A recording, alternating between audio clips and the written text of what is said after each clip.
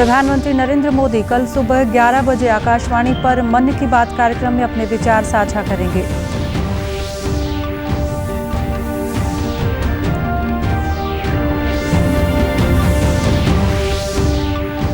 कुरुक्षेत्र में अंतर्राष्ट्रीय गीता महोत्सव संपन्न। मुख्यमंत्री ने कहा, पवित्र ग्रंथ गीता युवाओं के लिए प्रेरणा स्रोत।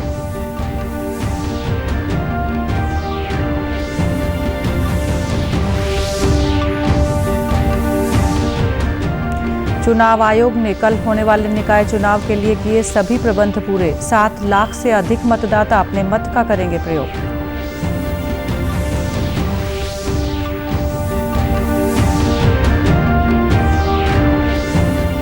और प्रधानमंत्री किसान सम्मान निधि योजना किसानों के लिए बनी वरदान। 3 किस्तों में दिए जा रहे हैं प्रतिवर्ष 6,000 रुपए। नमस्कार, मैं मंजू सिंधु और अब खबरें विस्तार से। प्रधानमंत्री नरेंद्र मोदी कल सुबह 11 बजे आकाशवाणी पर मन की बात कार्यक्रम के जरिए लोगों के साथ अपने विचार साझा करेंगे। ये कार्यक्रम आकाशवाणी और दूरदर्शन के सभी नेटवर्क्स, आकाशवाणी समाचार की वेबसाइट और news on AIR mobile app पर भी प्रसारित किया जाएगा। आकाशवाणी, दूरदर्शन समाचार, प्रधानमंत्री कार्यालय, सूचना एवं प्रसारण मंत्रालय के YouTube चैनल्स पर भी कार्यक्रम का लाइव प्रसारण किया जाएगा। आकाशवाणी से हिंदी प्रसारण के तुरंत बाद इस कार्यक्रम का क्षेत्रीय भाषाओं में प्रसारण होगा। क्षेत्रीय भाषाओं में ये कार्यक्रम रात 8 बजे दोबारा प्रसारित किया जाएगा। कुरुक्षेत्र में अंतर्राष्ट्रीय गीता महोत्सव दीपदान के साथ संपन्न हो गया। मुख्यमंत्री मनोहर लाल ने शंखनाद और मंत्रोच्चारण के बीच दीपदान किया।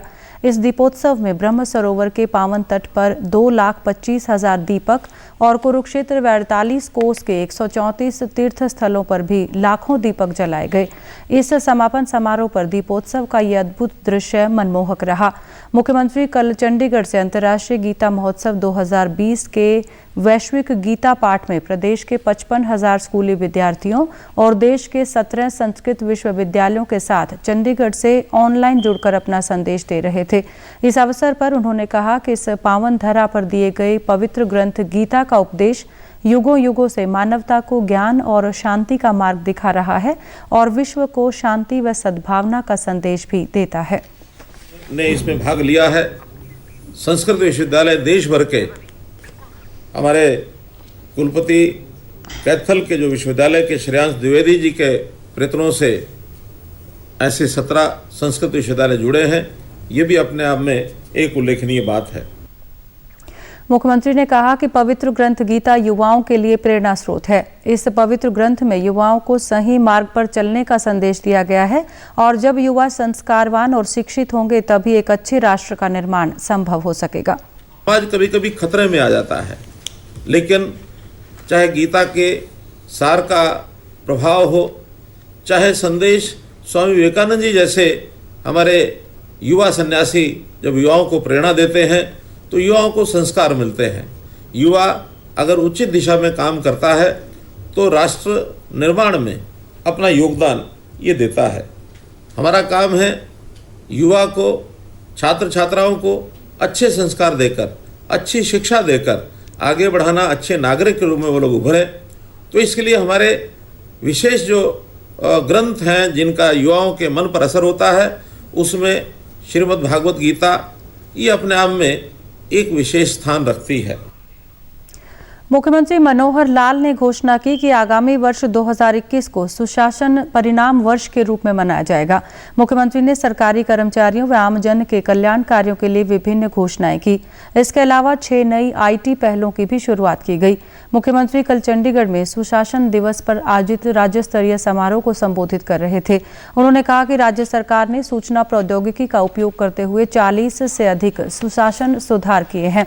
मुख्यमंत्री ने हरियाणा कर्मचारी चयन आयोग एवं हरियाणा लोक सेवा आयोग में आवेदन के लिए वन टाइम रजिस्ट्रेशन की शुरुआत की। इसके तहत सरकारी पदों के लिए आवेदन करने वाले आवेदकों को 1 जनवरी 2021 से अलग पद के लिए अलग भुगतान नहीं करना होगा। आवेदक को एक बार पंजीकरण करना होगा और 3 साल में एक बार ऑनलाइन शुल्क का भुगतान करना होगा।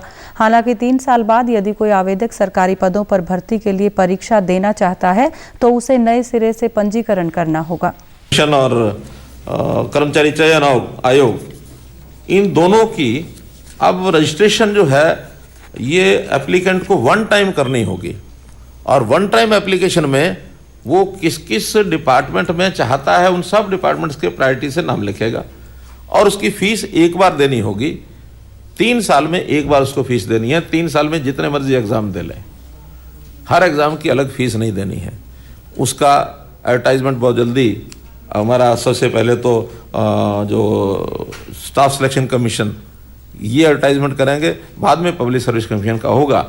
तो ये ग्रुप डी के और ग्रुप सी के इस प्रकार के, और वन टाइम एलिजिबिलिटी टेस्ट ये होगा। उस एलिजिबिलिटी टेस्ट के बाद हर डिपार्टमेंट उसमें 3 गुना ऊपर के जो मेरिट के लोग हैं उस एलिजिबिलिटी टेस्ट में मेरिट के अनुसार होगा। उसमें कोई एलिजिबिलिटी टेस्ट का कोई कट ऑफ नहीं होगा, लेकिन जो मेरिट है उस मेरिट में अपर 3 टाइम्स उनको उनका एग्ज़ाम लेकर के अपने वन टाइम उसमें से भर्ती करके, ताकि वो लगातार जिन जिनको ज़रूरत है उसमें से लेते रहेंगे। अगले साल फिर टेस्ट होगा, अगले साल फिर टेस्ट होगा, लेकिन पहला जो टेस्ट देने वाले लोग हैं उनका 3 साल तक लागू रहेगा। 3 साल के बाद चौथे साल में फिर देना चाहें तो फिर दे सकते हैं।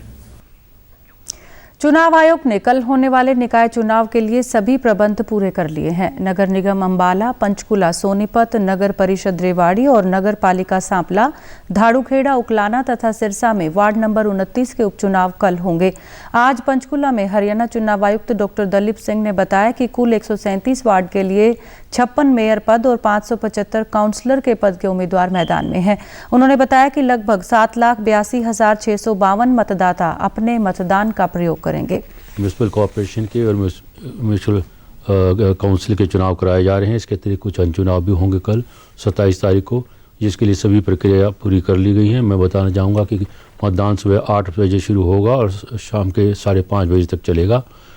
और इस बीच में जो है जो लास्ट का 1 आवर है वो हमने उन लोगों के लिए फिक्स किया है जिनको जो कोविड जो आते हैं तो कोई कोविड के लक्षण है, या जब हम थर्मल स्कैनिंग करते हैं तो उनको अगर बुखार इत्यादि है तो उनको हमने सेग्रीगेट किया है, ताकि वो उनसे अनुरोध है कि वो लास्ट का 1 घंटे में आकर के अपना चुनाव जो मतदान कर सकते हैं।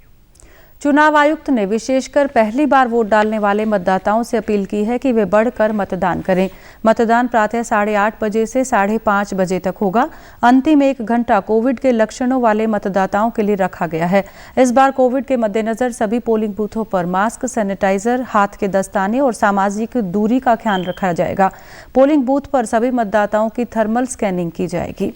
सभी मतदाताओं से जो कल इन स्थानों पर मतदान करना चाहते हैं कि बड़ी संख्या में घर से बाहर निकलें और मतदान करें, ताकि हमारी मतदान का जो प्रतिशत है वो बढ़ सके। ख़ास तौर पर मैं जो पहली बार जो लोग वोट डाल रहे हैं उनसे, युवाओं से, महिलाओं से भी ये अनुरोध करूंगा कि वो भी भारी संख्या में आएँ और मतदान के इस पर्व में भाग लें। महान क्रांतिवीर और स्वतंत्रता संग्राम सेनानी सरदार उधम सिंह की आज जयंती है। केंद्रीय सूचना और प्रसारण मंत्री प्रकाश जावड़ेकर ने महान क्रांतिवीर और स्वतंत्रता सेनानी सरदार उधम सिंह को उनकी जयंती पर शत-शत नमन किया। मुख्यमंत्री मनोहर लाल ने सरदार उधम सिंह की जयंती पर उन्हें नमन किया।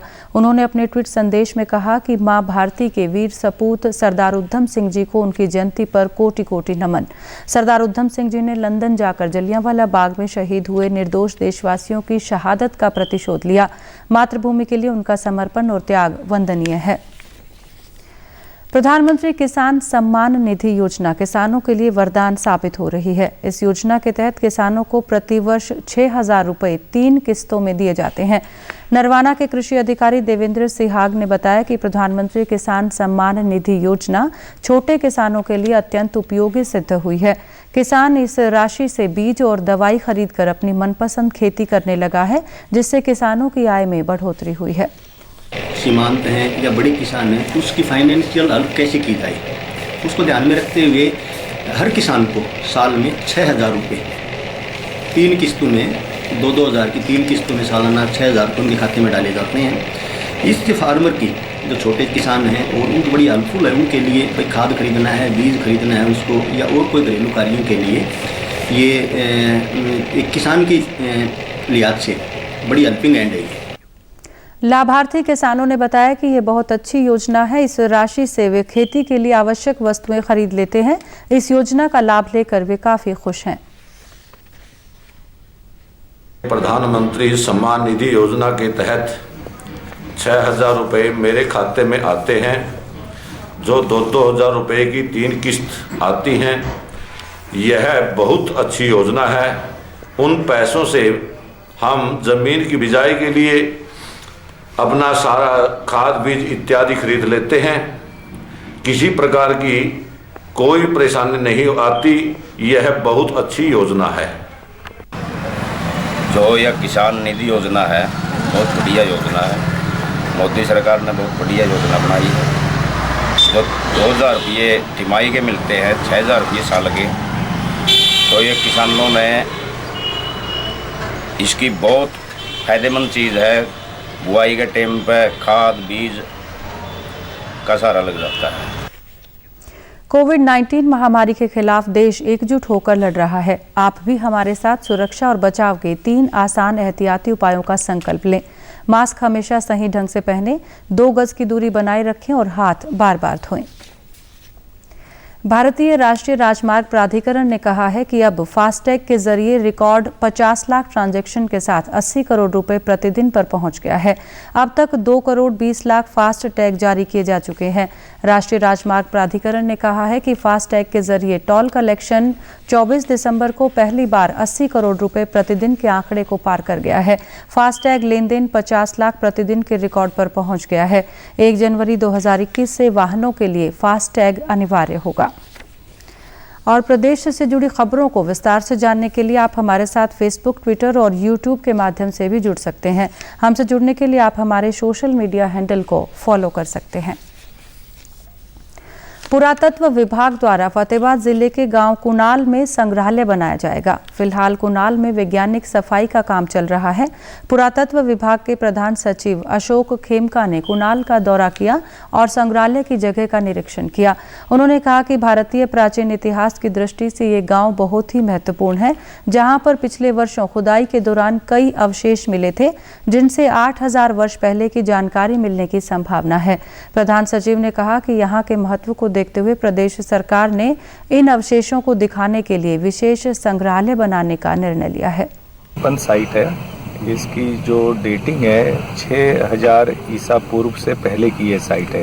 ये राखीगढ़ी से भी पुरातन साइट है और दिस इज स्टेट प्रोटेक्टेड। इसको राज्य द्वारा संरक्षित क्षेत्र है।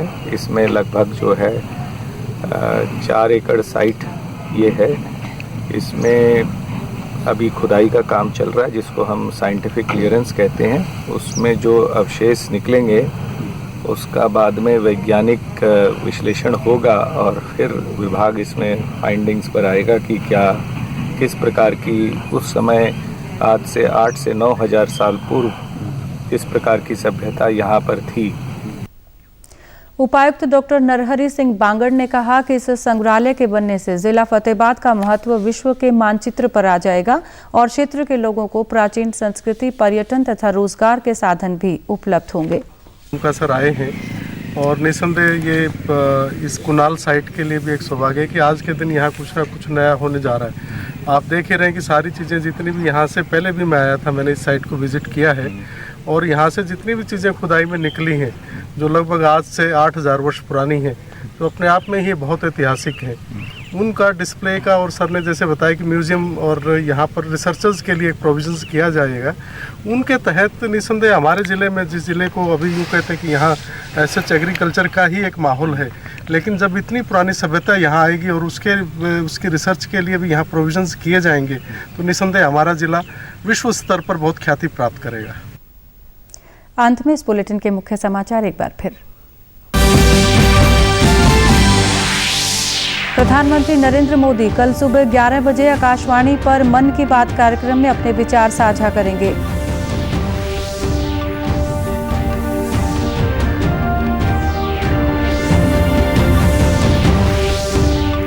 कुरुक्षेत्र में अंतर्राष्ट्रीय गीता महोत्सव संपन्न। मुख्यमंत्री ने कहा, पवित्र ग्रंथ गीता युवाओं के लिए प्रेरणा स्रोत।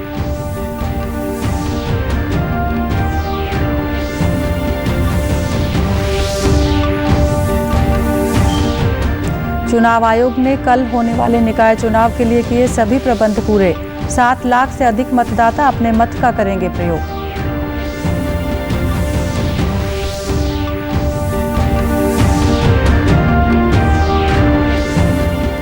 और प्रधानमंत्री किसान सम्मान निधि योजना किसानों के लिए बनी वरदान। 3 किस्तों में दिए जा रहे हैं प्रतिवर्ष 6,000 रुपए। समाचारों में आज के लिए इतना ही। नमस्कार।